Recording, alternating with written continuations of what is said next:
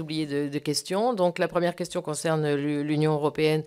Bien sûr, je pense que effectivement le débat doit être porté au niveau national, mais également au niveau européen. On voit bien que beaucoup de problématiques sont communes euh, sont communes dans tous les pays européens. Nous, personnellement, je m'inspire aussi beaucoup de ce que font nos collègues, notamment en Grande-Bretagne avec la BBC, en Allemagne.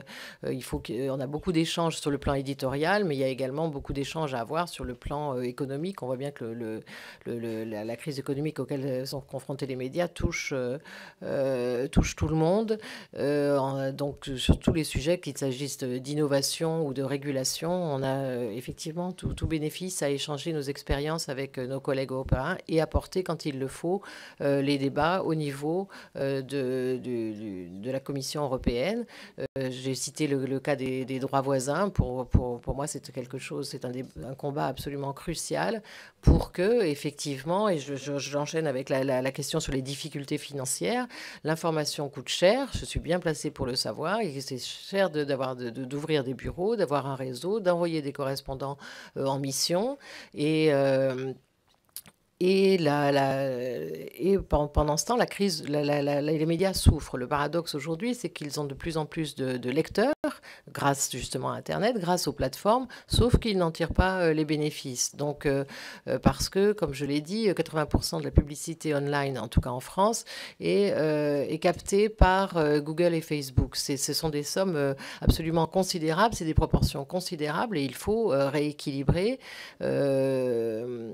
cet état de fait, parce que effectivement les plateformes captent des revenus sur un travail pour lequel elles n'ont rien déboursé, puisqu'elles n'ont pas de rédaction. C'est aussi le sujet, on l'a pas abordé, je ne l'ai pas abordé jusqu'ici, mais effectivement aussi du statut de ces plateformes. Elles se réfugient derrière le fait qu'elles sont hébergeuses, ce qui effectivement du coup les déresponsabilise sur les contenus, mais ne les empêche pas de retirer les revenus qui vont bien. Et voilà, tandis que les éditeurs, eux, sont soumis à toute une série de contraintes et de régulations. La presse écrite, la loi de 1881, l'audiovisuel, le CSA.